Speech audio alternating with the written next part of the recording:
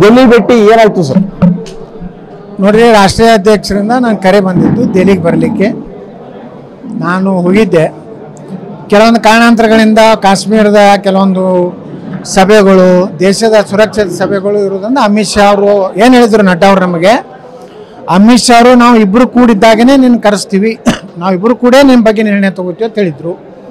ಅದಕ್ಕಿಂತ ಮೊದಲು ರಾಷ್ಟ್ರೀಯ ಅಧ್ಯಕ್ಷರು ನನಗೆ 2 ಸೂಚನೆ ಕೊಟ್ಟಿದ್ದರು. ಒಂದು ಅರುಣ್ ಸಿಂಗ್ ಅವ್ರನ್ನ, ಇನ್ನೊಬ್ಬರು ರಾಧಾ ಮೋಹನ್ ಅಗರ್ವಾಲ್ ಅಂತೇಳಿ ರಾಷ್ಟ್ರೀಯ ಪ್ರಧಾನ, ಅವರಿಬ್ಬರು ಭೇಟಿ ಆದ ಮೇಲೆ ಮತ್ತು ಅವ್ರ ಮುಂದೆ ಎಲ್ಲ ವಿವರವಾಗಿ ಮಾತಾಡಿದ ಮೇಲೆ ಅದರದ್ದು ಏನು ಜಿಸ್ಟ್ ಇದೆ ಅದನ್ನೆಲ್ಲ ಮಾಹಿತಿ ತಗೊಂಡು ನನಗೆ ಮೊನ್ನೆ ಗುರುವಾರ ನನಗೆ ಮಧ್ಯಾಹ್ನ 1:20 ಸಮಯ ಕೊಟ್ಟರು.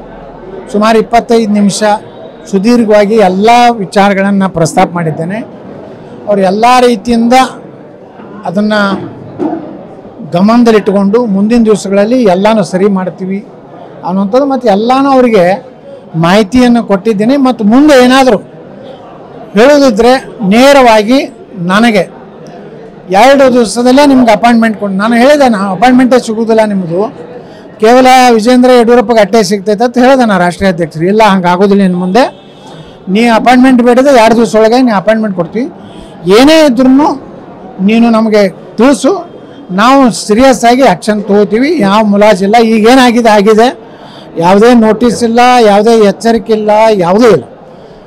ಎಲ್ಲ ರೀತಿ ಗೌರವಯುತವಾಗಿ ನನ್ನ ಜೊತೆ ಇಬ್ಬರು ನಾಯಕರು ನಡ್ಕೊಂಡಾರೆ. ಈಗ ನೀವು ಭೇಟಿ ಮಾಡಿದ್ರೆ ಅಮಿತ್ ಶಾ ಇರ್ಬೋದು, ನಡ್ಡಾ ಅವ್ರಿಗೆ ಇರ್ಬೋದು, ಭೇಟಿ ಆದ್ರಿ. ಇಲ್ಲಿ ಪ್ರಮುಖವಾಗಿ ನೀವೊಂದು ಅಂಶವನ್ನ ಆರೋಪ ಮಾಡಿದ್ರಿ. ಕೋವಿಡ್ ಕಾಲದಲ್ಲಿ ಯಡಿಯೂರಪ್ಪ ಅವರು ಸಿಎಂ ಆಗಿದ್ರು, ಆಗ 40,000 ಕೋಟಿ ರೂಪಾಯಿ ಒಂದು ಹಗರಣ ಆಗಿದೆ, ಭ್ರಷ್ಟಾಚಾರ ಆಗಿದೆ ಅನ್ನೋ ಮಾತನ್ನ, ಈ ವಿಚಾರ ಏನಾದರೂ ಪ್ರಸ್ತಾಪ ಆಯ್ತಾ?